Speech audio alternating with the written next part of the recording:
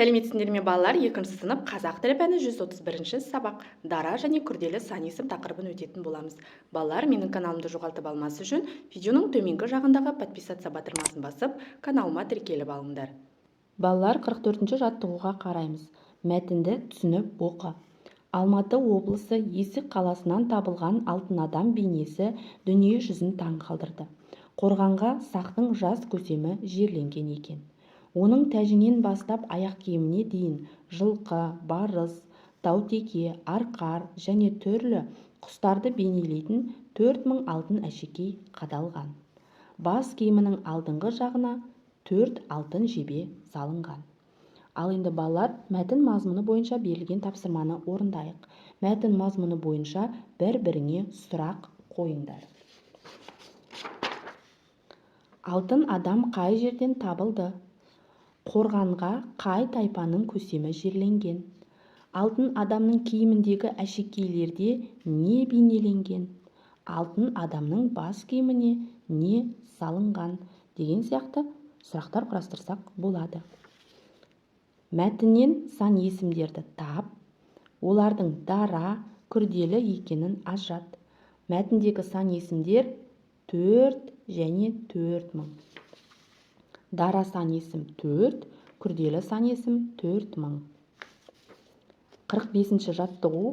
Хабарландыруды оқып, оның дұрыс жазылмағанын дәлелде. Хабарландыру. Сәуірдің 21 күні оқушылармен ұлттық мұражайға саяхат жасалады. Мұражайға кіру ақылы. Дәлелдеу барысында төмендегі сұрақтарды басшылыққа ал. Хабарландыру кімдерге арналған? Хабарландыруда не туралы жазылған? Саяхаттың уақыты, орны нақты жазылған ба? Хабарландыруды жазған кім?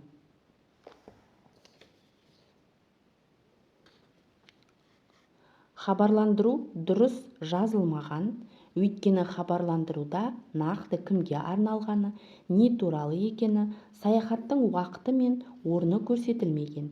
Хабарландыру жазған кім екені жазылмаған. Хабарландыруда сан есімнің қай түрін қолдандың дейді. Балалар, хабарландыруда 21 саны бұл күрделі сан есім. 46-шы жаттығу. Үлгі бойынша өзің хабарландыру жазып көр. Үлгі. Хабарландыру. Құрметті оқушылар, ертең 14 наурыз күні сағат 15:00-де мектептің акт залында кімнің мекені жақсы ертегісі бойынша қойылым болады. Кіру тегін, мектеп әкімшілігі. Осы үлгіні пайдаланып, хабарландыру жазып көрейік. Хабарландыру.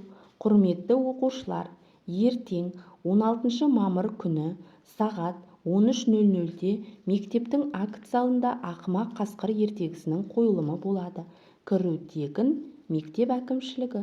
Сендер де осылай хабарландыру жазсаңдар болады. 47-ші жаттығу. Жұмбақты оқып, шешуін тап.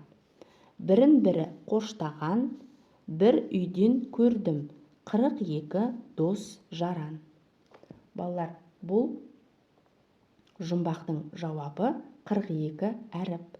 Ал жұмбақтағы сан есімдердің дара күрделі екенін ажырат дейді. Дара сан есім 1, күрделі сан есім 42. 48-ші жаттығу. Сурет бойынша әңгіме құрастыр. Балалар, суретте біз табиғат аясында саңырауқұлақ теріп жүрген балаларды көріп тұрмыз. Ал енді әңгіме құрастырып көрейік. Ормандағы серуен. Айдос достарымен орманға серуендеуге барды. Ауа райы тамаша еді. Айдос ағаш түбіндегі саңырауқұлақты көрді. Қолына себет алып, саңырауқұлақ терді. Достары да оған саңырауқұлақ теруге көмектесті. Балалар табиғатты ластамай, көңілді күн өткізді. Балалар, сендер де осылай сурет бойынша әңгіме құрастырсаңдар болады. Балалар, осымен бүгінгі біздің сабағымыз аяқталды. Барлық тапсырмалар сендерге түсінікті болды деген ойдамын. Келесі жаңа сабақта кездескенше сау болыңдар.